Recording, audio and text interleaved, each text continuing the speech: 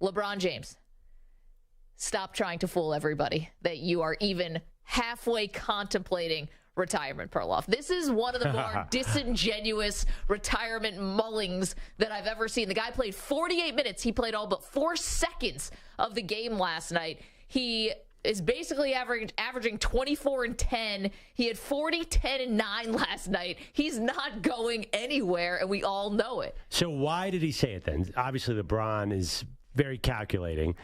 If he is not really going anywhere, I was thinking about this. What's he trying to achieve? Is this pressuring the Lakers to do what he wants this offseason? And if so, does that mean he wants a certain player there? Because why would he do it otherwise? He's just tired and defeated? Or do you think that he's manipulating? Okay, I think everything's on the table when it comes to LeBron. I do think we forget he was playing through a rather significant foot injury this entire time. Remember that when he had to go to the LeBron James of foot doctors? Yeah, the guy was back basically when we were at the Final Four when that happened. Meanwhile, he played through this whole postseason run, presumably with a foot injury. I think his foot needs to heal. I think that's it. And he said to ESPN after the press conference, so we don't have any sound of it, he said, I'm still better than 95% of the league. Actually, I'm sorry. First he said 90%, and then he amended it to 95, humble as LeBron always is. You think you're better than 95% of the league, even in a moment after you just got swept by a team that is clearly better than you. There's no chance you're walking away. No, okay, I do agree. I agree he's not walking away, but I don't think it's the foot. I don't think it's tired. I think that he was frustrated with his team. And I think so he walked off at the end of the game, didn't really shake any of the Nuggets' hands. Yeah. Just got out of there. He was frustrated. And I don't think he's blaming himself. He scored 40 points. I think he was super frustrated. It's like, this team around me isn't as good enough. That other team, the Nuggets, are way better.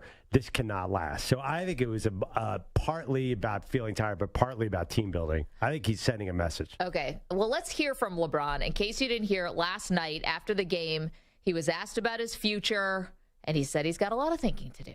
We'll see what happens going forward. But I don't know. I got a lot to think about, to be honest.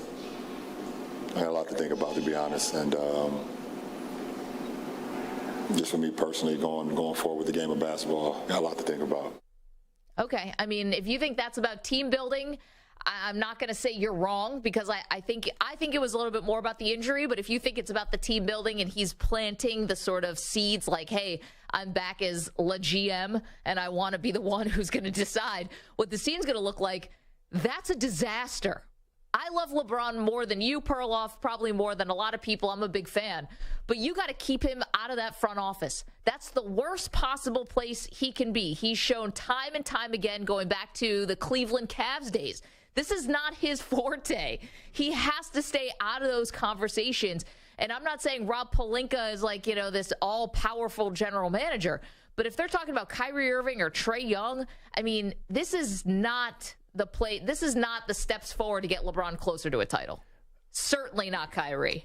Okay, I got to be honest. I am not a Kyrie fan. But Kyrie might be the best option they have here. Because they're not going to bring, and let's say you can't get Dame Lillard, they clearly need to fight with someone. They're not as good a three-point shooter as the Nuggets. That's a three-point shooting team. They need outside shooting. Kyrie is so different than Russell Westbrook. Russell Westbrook was the worst idea because he can't shoot. Yeah, he cannot shoot. So Kyrie's the opposite. He can't do anything really except shoot and score. And there was a lot of times last night where they could have used that sort of infusion of offense. Feels like kind of the perfect fit. Maybe. I know. There's a lot of baggage with Kyrie, but strategically, he's the one thing they might be missing. Kyrie Irving, the perfect to wear? Like in a sage-burning circle? This guy is not a perfect fit on a basketball team anymore. First of all, unfortunately, he gets injured a lot. He's an excellent player. Yeah. He gets injured a lot. You can't count on him for a lot of regular season games unless somehow he finds the fountain of youth all of a sudden. But he's playing somewhere between 50 and 60 games. Well, yeah, but isn't that mostly mental reasons? Are those injuries? Or those are injuries, too. Those are knees. Those are ankles. I mean, he's got a lot of stuff. So you can't really rely on him, nor LeBron, nor AD. These are not players that are logging heavy games during the regular season, and then you got to hope everybody is healthy and can gel at the right time. Well, take all that brickwork away from LeBron and give those shots to Kyrie from the outside, and that's 10 points a game right there. Yeah, but that's not all that comes along with Kyrie. I mean, what team has he made better? No, I know Kyrie's a disaster. I'm totally aware of that, but listen, it's a desperate situation. LeBron is probably talking about the fact they do have a draft pick this year, so he obviously wants them to trade that. That's his MO. I would think. We always know that. So they want to build somebody. Honestly, okay, they tell me the perfect player to add. Like, what are they missing? Or just like even a guy who's not available, what type of player are they missing? Well, I mean, listen, D'Angelo Russell ended up not being very playable in this series. Yeah, he's shot. But yeah, you kind of need like that. I guess you're probably talking, you need guards, right? I mean, I think you need outside shooters, consistent outside shooters. Well, dead-eye guys. You thought you had that with Reeves for a bit. Well, he can do an inside-outside game. He's not just a shooter. Well, he got way better outside shooting this year. He came into the league as a slasher. Yeah. So I don't know. I think you need. Would it be great to have like a Devin Booker or Jamal Murray, a guy who just can create a jump shot? I don't know. Everyone would want Devin Booker. I don't really know what went wrong with the Lakers. Maybe they're just the worst team, but there's something missing there. That's obvious. They just got swept in the conference. They just got swept. And LeBron's going to need more help too moving forward because he's getting older, so he can't carry the team like he used to. I mean, the fact that he played listen, who else was going to step up last night? Clearly, he knew it. This was like classic LeBron, 31 points in the first half, the most he's ever scored in a half in a playoff game. It was like, it's guys, it's going to be me, and I'm going to try to keep us from the embarrassment and the indignity of being swept. And he couldn't do it. And he had chances at the end of the game, and the defense was too good from Denver, and their shot making was just too good, and they're the best team left. And I don't know if that means they're going to win, because I think Denver's the best team. I think Miami's the toughest team, but we'll get to that series a little bit later on. I think that if you're LeBron, you've got to think like, I need help, but I also have to keep away from this. It's going to be tough for him because he shouldn't be, I hate to say this because he knows more basketball than he's forgotten more basketball than I'll ever know. He can't be a part and have a heavy hand in what the Lakers do next. He can't. He's going to have to, he and Clutch and Rich Paul and all these people are going to have to show a little bit of restraint here. Right. And I know. And they're going to have to keep out of this because you bring Kyrie Irving, honestly, what are the odds that works? No, I mean, it's a long shot. It's a wild swing, but I don't know what other wild swings they're going to make because they can't bring the same team back. The West is going to be stacked next year. They just can't bring it. I know I think they'll re-sign Reeves, and they probably want to bring back Rui Hachimura. Yeah. But I don't know. I'm not sure what else to do. There is an argument that he wants to get out on his high note. He made it to the conference finals, scored 40 in his last game. That's a great number. He's never going to see a team as lackadaisical as the Nuggets on defense. I mean, they did not give a crap when he was driving the ball. They're like, go ahead, here you go. I mean, they turned it up at the end, but yeah. Yeah, score all the twos you want. Yeah. They didn't seem to really even be paying attention most of the game. Then Jokic got in foul trouble, and it was even easier. But whatever. This would be a nice way to go out, right? This is probably the best he's going to go out. You don't think he'll ever make it back to a conference finals? I no, of course not. I don't think the odds are with him. Well, he said it. He's doing this for the titles. Like he's not in this now to But he's 38. How many more times is he going to have? What are the odds of? I would say if you had a set of Vegas odds on him making a conference finals again, I'd be a big underdog to do so. He probably would be, but we would have thought that when they start off 2-10 this year, there was no way they were making it to the conference finals, and yet here they are. I mean, this was a great turnaround season for the Lakers. But if LeBron's not, if you don't think he's going to win titles, and let's say deep down he doesn't think he's winning any more titles, then why is he sticking around? Well, LeBron James to play with Bronny, we'll get into that later.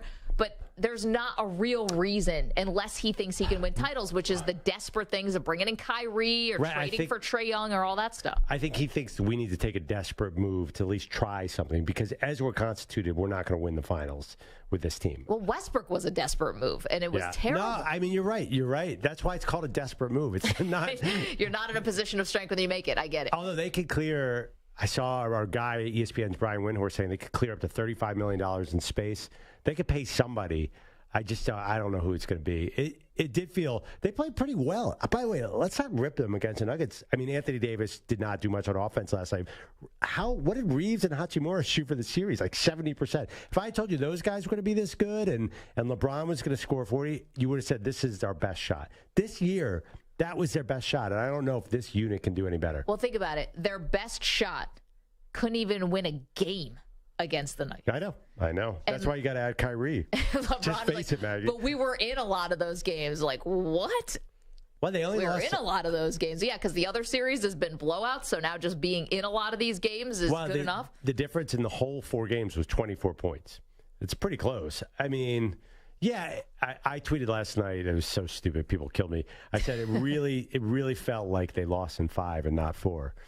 That was a compliment. It felt like a gentleman's sweep. It wasn't your traditional sweep. It wasn't like they got blown out of the water. This is not what's happening on the other side in the Eastern Conference. Yes, exactly. No shows and games aren't even games in the fourth quarter. Yeah. So I'm going to give them credit for one symbolic win. Does that make you feel better, Stu, as a Lakers fan? Yes. That it felt like a gentleman's sweep? Stu, did it feel like you won a game even though you got swept? Not really. No, it felt like a sweep. I know it was a long series. It was a long, all the games are kind of competitive, but it wasn't a long series. Yeah, right. It was a short series. Are you feeling good today or bad today? Are you wearing Lakers gear today? I'm not. Yeah. No Lakers gear today. I couldn't do it. That's Stu's mood. Yeah, I couldn't do it. I wore black for the funeral. Yeah. That's it. The postmortem. Yeah. I don't know. We'll see what happens. I don't think they should get like a Kyrie Irving. I don't think that's the move, but I don't know if there's really anywhere else to go. If Kyrie Irving comes to this team, we might never see Stu again.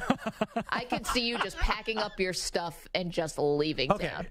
We should put out the poll question. Which is better for the Lakers? Run back this entire team as is? Well, there were a lot of guys who couldn't play in this series, so I don't know if I want, the Malik Beasleys. Like, these guys they never got off the bench. Where'd Lonnie Walker go? These guys couldn't play in this series. Well, they weren't that effective. So you're saying, okay, but at the top, bring back the same top 6 guys? Or bring back... I don't think D'Angelo Russell can come back. Well, right. Let's go 6 guys. Okay. Then. Yeah.